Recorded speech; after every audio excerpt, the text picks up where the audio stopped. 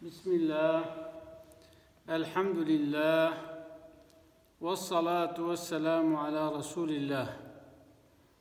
Kıymetli dostlar, bugünkü sohbetimizde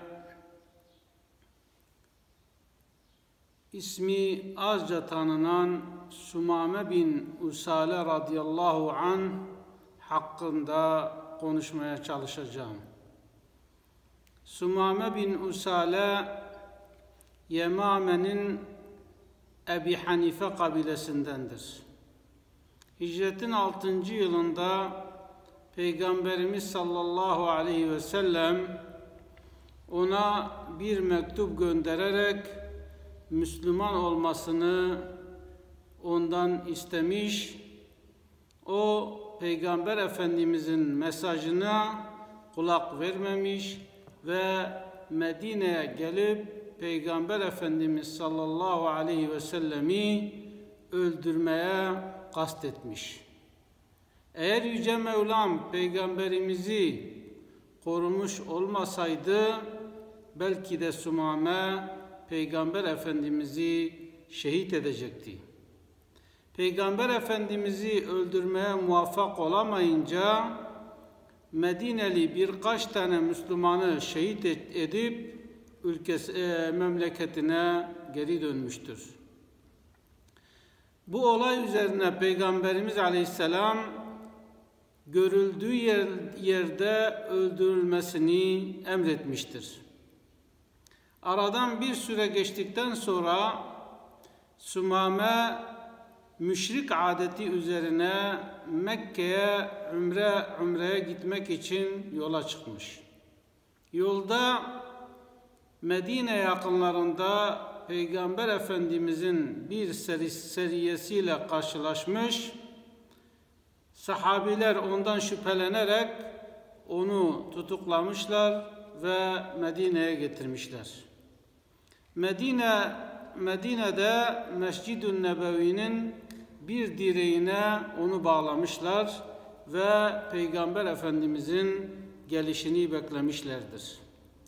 Peygamberimiz Aleyhisselam namaz vakti yaklaştığında camiye doğru geldiğinde Sumame'nin caminin bir direğine bağlı olduğunu görünce hemen eshabına Sumame'ye iyi davranın ve eve dönerek ailesine eğer evde bir şeyler varsa Sumame için hazırlayın, devemden de süt sağın, Sumame'ye gönderin buyurmuş. Bu talepler yerine geldikten sonra Sumame'ye ikramda bulunulduktan sonra Peygamberimiz Aleyhisselam Sumame'nin yanına gelmiş ve ona "Ya Sumame, hangi vaziyettesin, hangi durumdasın?"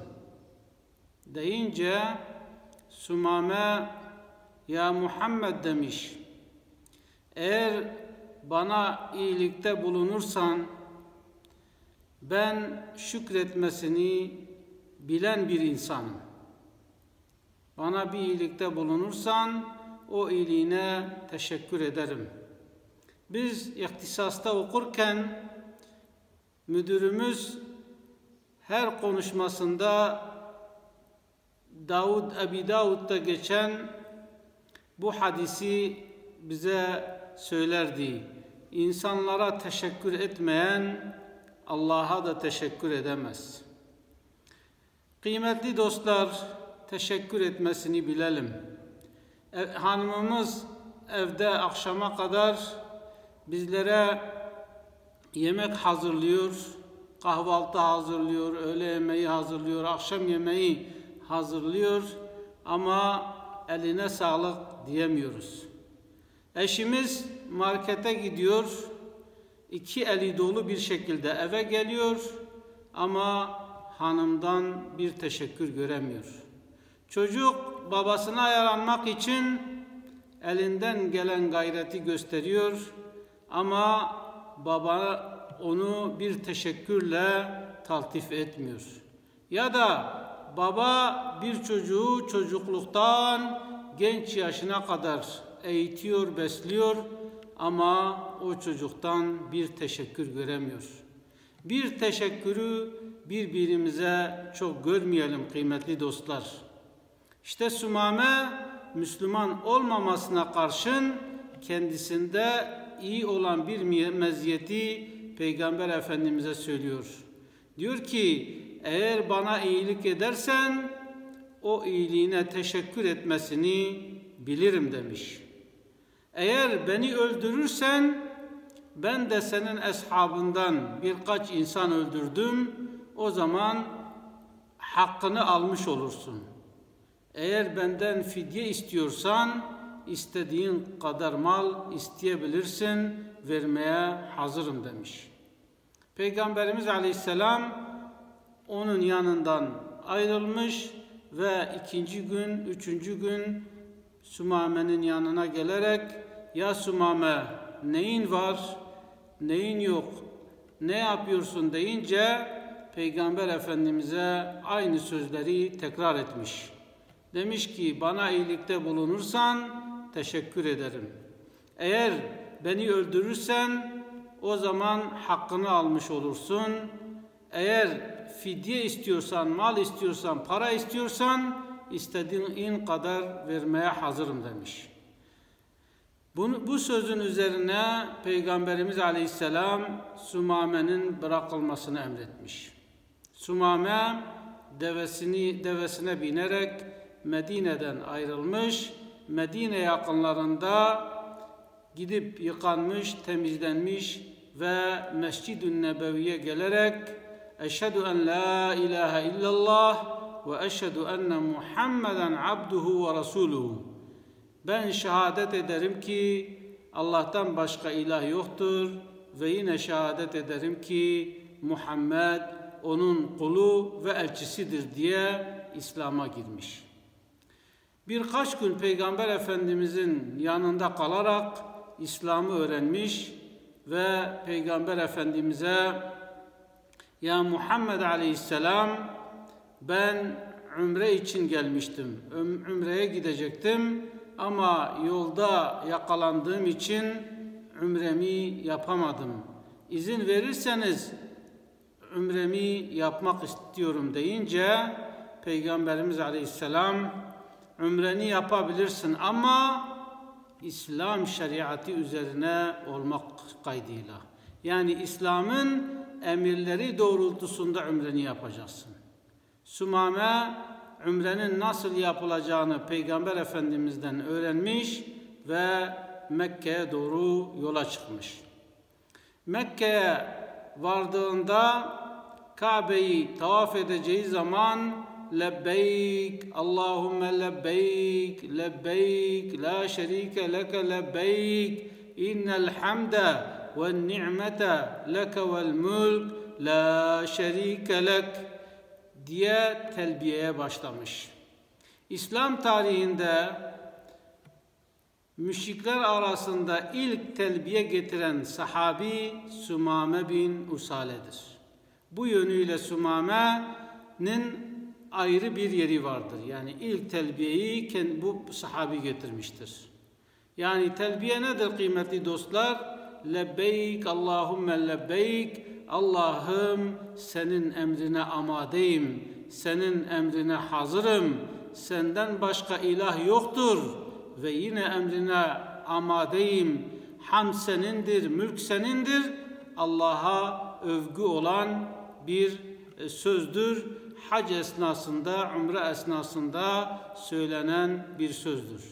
İşte Sümame ilk telbiyeyi getirince Mekke müşrikleri Kabe'den böyle bir sesin geldiğini duyunca hiddetle ve şiddetle o sesin üzerine gitmişler ve bakmışlar ki Sümame. Tabi Sümame neden önemli kıymetli dostlar diye sorarsanız Sümame Yemame'de buğday ticareti yapan ve Kureyşlilere buğdayı, arpayı satan bir konuma sahip idiler. Yani Mekkeliler Yemame'den buğday ve arpa, mercimek teminini oradan yapıyorlardı. Mekke büyükleri Sümame'nin dövülmesini veya Sümame'nin öldürülmesini engellediler. Dediler ki bu Sümame'dir. Eğer bunu öldürürsek bir daha oradan buğday, arpa ve benzeri hiçbir şey alamayız deyince Sümame'ye bir şey yapamadılar. Ama Sümame'ye dediler ki sen delirdin mi? Kafayı mı yedin? Ne yapıyorsun? Deyince hayır, ben Allah'ın dinine ve Allah'ın peygamberine biat ettim. Vallahi siz de iman etmedikçe bir daha Mekke'ye buğday gelmeyecek, arpa gelmeyecek, mercimek gelmeyecek dedi. Ve Sümame umresini tamamladıktan sonra beldesine döndü ve oradaki bütün tüccarlara Mekke'ye mal satmamalarını emretti. Ve herkes onun emrine uydu. Mekke müşrikleri zor duruma düşünce Peygamber aleyhisselama bir mektup yolladılar. Ve dediler ki ya Muhammed, hani sen rahmet peygamberiydin? Hani sen şefkat peygamberiydin? Büyüklerimizi, babaları kılıçla öldürdün, çocukları da açlıkla öldürüyorsun. Senin ashabından olan Sümame bize buğday, arpa, mercimek ve benzeri tahıl ürünlerini yasaklamış. Alamıyoruz. Ona bir mektup yolla da bu çileden, bu işkenceden kurtulalım.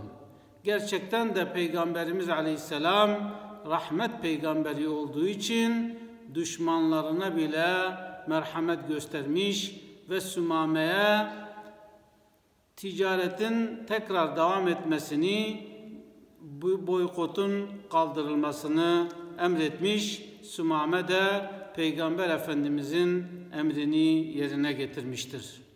Kıymetli dostlar, Sümame Peygamber Efendimiz hayatta olduğu sürece ona tabi olmaktan geri durmamış. Peygamberimiz Aleyhisselam vefat edince Hazreti Ebubekir hilafete geçmiş. Hazreti Ebubekir zamanında ridde olayları baş gösterince Yemame'nin halkı dinden dönmüş ve Yemame halkından sahte bir peygamber olan Museylemetül Kezzab peygamberlik iddiasında bulunmuş. Sümame radıyallahu anh Museylemetül Kezzab ve arkadaşlarıyla mücadeleye girişmiş, Hazreti Ebubekir'in tarafında yer almış, insanlara güzel hitaplarda bulunmuş, Kur'an-ı Kerim'den bazı ayetleri okumuş, bir de Museylemetül Kezzab'ın sözlerinden bazı sözler okumuş ve insanlara şöyle seslenmiş: ey halkım demiş, siz akıllı insanlarsınız, bilgili insanlarsınız. İşte Kur'an-ı Kerim'in sözü, işte Museylemetül Kezzab'ın sözü. Hangisi daha güzel? Bir düşünün diye, tefekkür edin diye insanları Allah'ın dinine, peygamberin dinine çağırmış ve Müseyleme ile mücadele etmiş. En sonunda bazı mürtedler tarafından şehit edilmiş ve Sümame Rabbine kavuşmuştur. Yüce Mevlam bizleri ashabının yolundan ayırmasın. Sizleri Allah'ın selamıyla selamlıyorum. Esselamu aleyküm ve rahmetullahi ve berekatuhu.